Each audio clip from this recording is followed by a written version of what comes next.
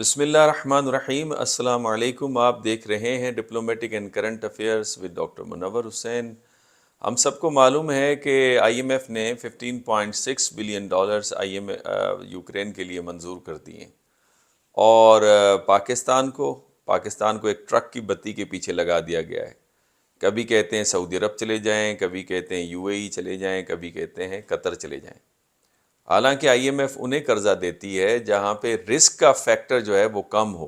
وہ رسک کے فیکٹر کو دیکھتے ہیں اور اس کے بعد وہ فیصلہ کرتے ہیں کہ کس کو دینا چاہیے اور کس کو لون نہیں دینا چاہیے۔ لیکن آئی ایم ایف کو پتہ ہے کہ پاکستان کو تو آئی ایم ایف کے پیسوں کی ضرورت ہی نہیں ہے۔ پاکستان تو پہلے ہی بہت امیر ملک ہے۔ انہیں پتہ ہے کہ یہاں پہ ہوٹلیں بھری ہوئی ہیں، شاپنگ مالز آباد ہیں، مہنگے فروٹ خریدے جا رہے ہیں، لوگوں کے بچے جو ہیں وہ باہر پڑھ رہے ہیں، ان کی عیاشیاں، ان کے الللے تللے، یہاں تک کہ 18ویں گریڈ کے جو افسر ہیں ان کے بچے بھی باہر تعلیم حاصل کر رہے ہیں۔ تو آئی ایم ایف کو علم ہے کہ ان کو پیسوں کی کیا ضرورت ہے، اور پھر ہمیں یہ بھی پتہ ہے کہ اگر ہم اس کو پراپرلی مینیج کر لیں تو پچھلے حکومت میں بھی 31 بلین ڈالر کے ریمیٹنسز آ رہے تھے، اور اب مسئلہ کیا ہے؟ اب وہ 11 بلین ڈالرز یا 12 بلین ڈالرز پہ ریمیٹنسز کھڑے ہو گئے۔ اس لیے آپ آئی ایم ایف کے سامنے اپنی ناک کو رگڑ رہے ہیں۔ اس کے علاوہ سوال یہاں پہ یہ پیدا ہوتا ہے کہ کیا واقعی آپ کو آئی ایم ایف کی ضرورت ہے؟ سیریسلی ہمیں کوئی آئی ایم ایف کے پیسوں کی ضرورت نہیں ہے۔ کیوں؟ کیونکہ ہم امیر لوگ ہیں، ہمارے محلات باہر ہیں، ہمارے پاس ڈبل سٹیزن شپ ہے۔ اس کے علاوہ ہمارے گھروں کے اندر پیسہ پڑا ہوا ہے، یعنی ڈالرز لوگوں نے گھروں میں بھر کے رکھے ہوئے ہیں۔ تو اگر حکومت کی پالیسیز پر اعتماد ہو جائے تو میں سمجھتا ہوں یہ پیسہ واپس آ جائے گا، مارکیٹ میں دوبارہ فلوٹ کرے گا، تو آپ کو ڈالرز کی اس حد تک ضرورت نہیں آئے گی۔ اس کے علاوہ اگر آپ دیکھیں نا کہ یہ سارا مسئلہ ہے کیوں، آخر آئی ایم ایف ہمارے ساتھ جو کر رہا ہے وہ آخر پاکستان کے ساتھ مسئلہ کیا ہے؟ پاکستان کے ساتھ مسئلہ یہ ہے، جو بنیادی مسئلہ جو میں سمجھتا ہوں، پاکستانیت ختم ہو گئی ہے۔ پہلے کہتے تھے سب سے پہلے پاکستان، جو جنرل پرویز مشرف صاحب بھی نعرہ لگاتے تھے۔ اب سب سے پہلے پاکستان نہیں ہے، سب سے پہلے اپنا مفاد، اپنی ترقی، اپنی خوشحالی، اپنا پیسہ، اپنی عیاشیاں، اب یہ ہے سب سے پہلے۔ تو لہٰذا ہم دیکھتے ہیں کہ آئین کا وجود ہی نہیں ہے۔ یعنی آپ الیکشنز کی حالت دیکھیں نا، یہ تو بڑا کلیئر ہے، اس پہ بحث مباحثہ کرنے کی ضرورت ہی نہیں ہے۔ یہ اتنا سارا جو ہو رہا ہے، ایونٹس ہو رہے ہیں، ادارے آپس میں ٹکرا رہے ہیں، اداروں کے اندر ایک ٹکراؤ نظر آ رہا ہے، ان ساری چیزوں کی ضرورت ہی نہیں ہے۔ یہ تو بڑا سمپل سا سوال ہے۔ بھائی آئین کہہ رہا ہے 90 ڈیز کے اندر آپ الیکشنز کروائیں، آپ الیکشنز کروائیں، اگر آپ کو پولیٹیکل اسٹیبلٹی چاہیے۔ اور اگر آپ کو پولیٹیکل اسٹیبلٹی نہیں چاہیے، آپ نے کسی کو ٹارگیٹ کرنا ہے، کسی ادارے کو ٹارگیٹ کرنا ہے، تو پھر تو بالکل ٹھیک ہے، پھر تو آپ اس سلسلے کو جاری و ساری رکھیں۔ تو لہٰذا ہم امریکہ کو تو بہت برا بلا کہتے ہیں، امریکہ کے خلاف نعرے بھی لگاتے ہیں، جذبات بھی ہمارے اندر ہیں، امریکہ نے یہ کر دیا، امریکہ نے ہمارے اندر مداخلت کر دی، امریکہ نے ہمیں غلام بنا کے رکھا ہوا ہے، اور امریکہ کی جو اچھی چیز ہے اس سے کوئی سبق نہیں سیکھتے۔ امریکہ کے اندر آئین کی بالادستی ہے، امریکہ کے اندر رول آف لا ہے۔ ابھی چند دن پہلے ہی پریزیڈنٹ ٹرمپ، جو ان کے ایکس پریزیڈنٹ ہیں ریپبلکن پارٹی کے، وہ انڈائٹیڈ ہوئے ہیں نیو یارک کے ڈسٹرکٹ کورٹ سے، اور وہاں پہ جو اٹارنی جو ہے، ڈسٹرکٹ اٹارنی، وہ ایفرو امریکن ہے، 39 ایئرس اولڈ ایفرو امریکن جو ہے،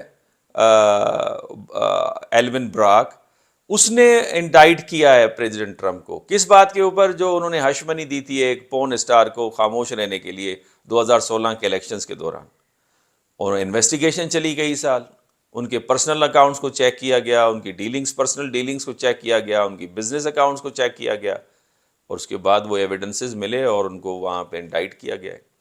آپ تصور کر سکتے ہیں پاکستان میں جب چاہے جس کو سزا دے دیں اور جب چاہے کسی کی سزا واپس لے لیں، اور آج کل تو باتیں ویسے ہی چل رہی ہیں کہ سزاؤں کو واپس کر دیا جائے۔ تو پہلا مسئلہ جو ہے پاکستان کے ساتھ وہ یہ بنیادی طور پہ پاکستانیت نہیں ہے۔ اب آ جاتے ہیں اداروں کی طرف۔ عدالتیں دیکھیں، ہماری عدالتوں کے ساتھ کیا ہے۔ پہلے تو 136ویں نمبر پہ ہماری عدالت ہے، پھر اس پر اوپر سے تقسیم در تقسیم ہمیں نظر آتی ہے. اور پھر ہماری اسمبلی کو دیکھ لیجئے جو کہ سیمبل ہے ڈیموکریسی کا. وہ اسمبلی قانون سازی کر رہی ہے اپوزیشن کے بغیر. اس سے زیادہ بڑا مذاق کیا ہو سکتا ہے کہ جہاں پہ اپوزیشن کا وجود نہیں ہے، اپوزیشن ہے نہیں، اور قانون سازی ہو رہی ہے، اور بل پہ بل پاس کیے جا رہے ہیں، اور اچانک پاس کیے جا رہے ہیں. اس کے بعد یہ سب کچھ ہو رہا ہے الیکشن نہ کروانے کے لیے. اس کے بعد مفت آٹا مل رہا ہے، لیپ ٹاپ کی اسکیمیں چل رہی ہیں، الللے تللے بھی چل رہے ہیں، عیاشیاں بھی چل رہی ہیں، تنخواہیں بھی بڑی بڑی دی جا رہی ہیں، لیکن الیکشنز کے لیے پیسے نہیں ہیں. لیکن حکومت کا یہ موقف بالکل ٹھیک ہے، میں سمجھتا ہوں کہ اگر 2-2 3 الیکشنز ہوں گے اور ہر الیکشنز پہ 60 ارب روپے لگنے ہیں تو کیوں نہ ایک ہی الیکشن کیا جائے. تو بھائی اس کے لیے آپ لوگ کٹھے ہو کے بیٹھیں نا، آپ لوگ کٹھے ہو کے بیٹھیں، آپ اس بات کے اوپر فیصلہ کریں کہ صوبائی اسمبلیاں اور قومی اسمبلی کا جو الیکشن ہے وہ ساتھ کروا لیں. وہ کٹھے ہو کے بھی نہیں بیٹھنا، چارٹر آف کرائسس مینجمنٹ بھی سائن نہیں کرنا، لیکن جھگڑا کرنا ہے، اداروں کے ساتھ ٹکراؤ کرنا ہے. سیاسی پارٹیاں جو کہ جمہوریت کی علامت سمجھی جاتی ہیں، یعنی one of the very important characteristic ہے ڈیموکریسی کا، وہ جو جمہوریت کے لیے ہوتی ہیں، جمہوریت کو پنپنے کے لیے ہوتی ہیں، ان کے اندر خود جمہوریت موجود نہیں ہے. باہر سے لوگ آتے ہیں جن کی قربانیاں نہیں ہوتی ہیں، ان کو پارٹی کے عہدوں پر مسلط کر دیا جاتا ہے. اور جو اپنے کارکنان ہیں، جنہوں نے محنت کی ہے، جنہوں نے مشکل اوقات کے وقت میں کھڑے ہوتے ہیں. پچھلی دفعہ میں نے ایک ویلاگ کیا اپنے ایک دوست کے ساتھ جو کہ مسلم لیگ کے یوتھ کے ہیں، ان کے اوپر بھی کسی اور کو مسلط کر دیا گیا. اور اسی طرح سے ہر پولیٹیکل پارٹی کے اندر ہمیں نظر آتا ہے زیادتیاں ہوتی ہیں. تو لہٰذا سیاسی پارٹیاں تو الیکشنز کے لیے ایفرٹس ڈالتی ہیں، اور الیکشن تو ان کے لیے جشن اور عید کی طرح ہوتا ہے. وہ سیاسی پارٹیاں جو ہیں وہ الیکشن سے بھاگ رہی ہیں کہ ہم الیکشن نہیں کروائیں گے. آ جائیں اداروں کو کنٹروورشل کر دیا گیا. کون سا ادارہ ہے جس کو کنٹروورشل نہیں کیا گیا؟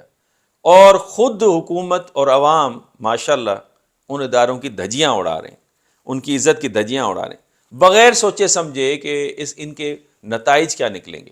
جن اداروں کو ہم ڈیسٹیبلائز کر رہے ہیں، پھر اس ملک کا حشر کیا ہوگا آگے جا کے؟ اس ملک کو کون چلائے گا؟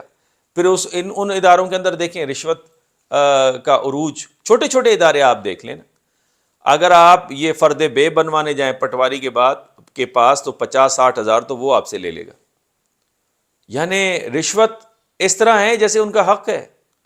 اوپر سے میرٹ ماشاءاللہ وہ تو موجود ہی نہیں ہے. اگر ان سے پوچھیں میرٹ تو وہ کہتے ہیں وہ کیا ہوتا ہے؟ کوئی میرٹ نہیں ہے. اپنا بندہ لگنا چاہیے، ہمارا بندہ ہونا چاہیے، ہماری اجارہ داری ہونی چاہیے. لہٰذا اسٹیپ ڈیکلائن آپ کو نظر آ رہا ہے ہر ادارے میں، چاہے وہ تعلیمی ادارہ ہے، چاہے وہ صحت کا ادارہ ہے، چاہے کوئی اور ادارہ ہے. آ جائیں عوام کی طرف، آپ اور ہم، یعنی ہم بھی ان گناہوں سے مبرہ نہیں ہیں. ہمارے اندر بھی بے حسی عروج کے اوپر ہے. ہر شخص ہر اس وی لاگ کو پسند کرتے نظر آ رہا ہے جو کہ اداروں کو گالیاں دے رہا ہے، جو کہ امریکہ کو گالیاں دے رہا ہے، جو کسی اور ملک کو گالیاں دے رہا ہے. اس کو یہ پسند کریں گے.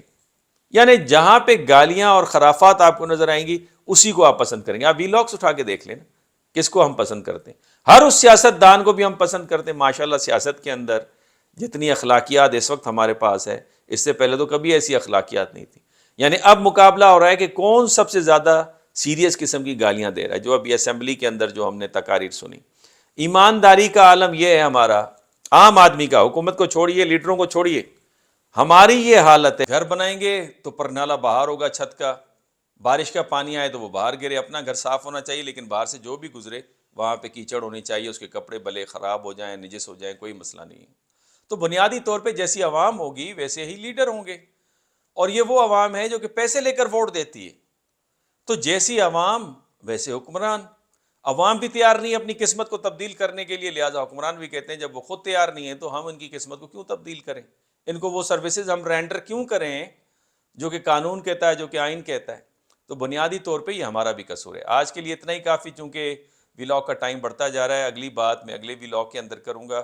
آپ اسے دیکھنا نہ بھولیے گا. اگر یہ ولاگ آپ کو پسند آیا ہے تو آپ اسے لائک بھی کیجئے، شیئر بھی کیجئے. اور اس چینل کو سبسکرائب بھی کیجیے۔ اگلے ولاگ تک اجازت دیجیے، اللہ حافظ۔